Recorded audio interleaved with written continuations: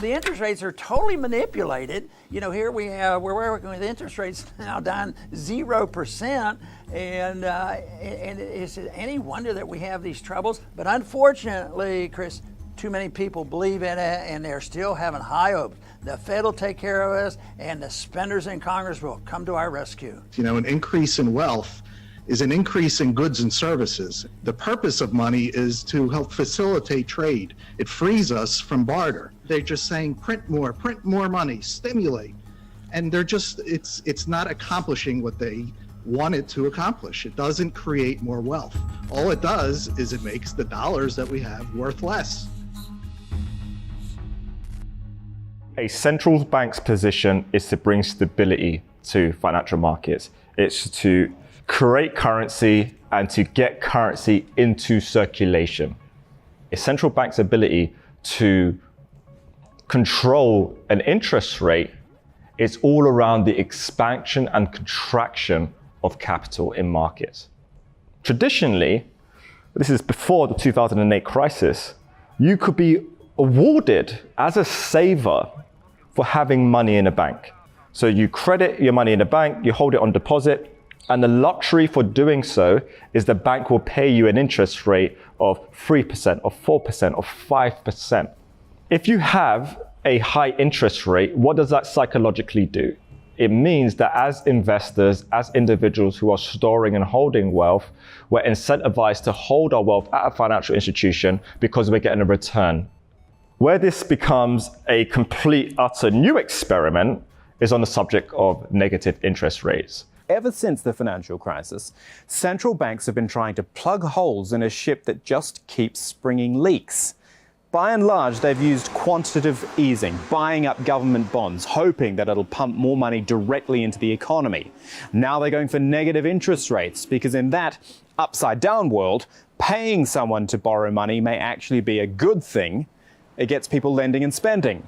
But now an in-depth study from Standard & Poor's on the impact of sub-zero rates across the developed world is warning they have unintended consequences for the world economy and could possibly lead to cash hoarding by consumers, which isn't really productive for anyone. So we know the initiation of negative rates kicked off with Denmark. Then it was followed by the ECB. Then it was followed by Sweden. Then we had Switzerland and Japan joining the party. We've got enough data to show us that although the experiment has been maintained for close to a decade, it hasn't sparked or spurred economic growth. If the central bank issues negative interest rates, they're issuing those negative interest rates for the luxury of a commercial bank to hold their capital at a central bank. If a commercial bank has $1 billion at a central bank, commercial bank now has to pay the central bank for the luxury of holding its $1 billion. That capital is holding on behalf of other individuals, businesses or private individuals. If commercial bank is getting charged to hold their client's capital, they will just pass on the charges to their client. So it doesn't mean that you and me are going to get a negative interest rate mortgage. It just means if it's more costly for a commercial bank to do business with a central bank, commercial bank will pass on costs to retail individuals and other institutions. If banking fees and the systemic risk within banking become seriously worrying, which they're on the verge of becoming very worrying, what do you reckon your everyday individual would do? You withdraw your capital from the bank and you plonk it underneath your mattress. Now I'm not subject to a negative interest rate.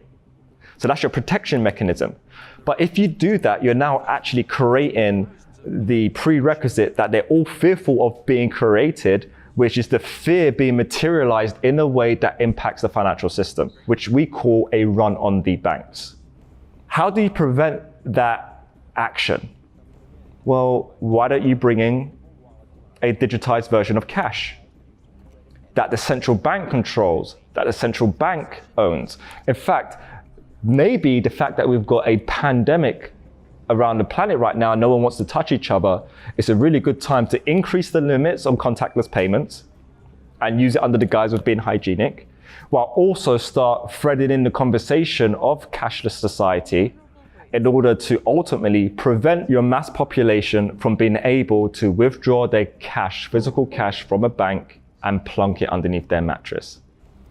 We've experienced the inflation cycle. The fact that we've got multiple trillion-dollar companies now is evidence that we're on a pretty radical inflation cycle. We've never had companies valued at these types of valuations post our last pretty dire economic situation, 2008, 2009. And we know it's a result of zero rate money creation over a 7-year period. That's basically crony capitalism, central banks giving the money to their banker buddies, their Wall Street buddies. And that money was going into stock buybacks, is going into equity. It wasn't really going into innovation and stimulating mainstream. And the pandemic this year, shutting down the economy globally, and then having central banks come in and usher in a new wave of inflation. How does money that doesn't exist come into circulation? How do you get it into circulation? You have to buy something. There has to be a trade. There has to be a equal consideration.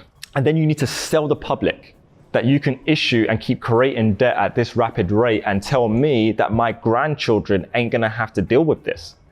It will change the spending behavior of the public. So I'm not stimulating the market in the way that they need us to stimulate the market.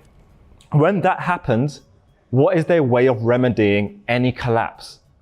Print more money. And that's then going to create the hyperinflation cycle. When public perception is so low because you printed too much money, it's then lost. And then you're dealing with the collapse of all your asset prices and your commodities. And because you're on your political cycle of only 4 years, you're going to be like, get that money machine printing. That is what creates your inflation, deflation, hyperinflation cycle. And I feel and fear that's where we're heading. We do have solutions, however. So what we're building here with Bitstocks, with Gravity, is a solution.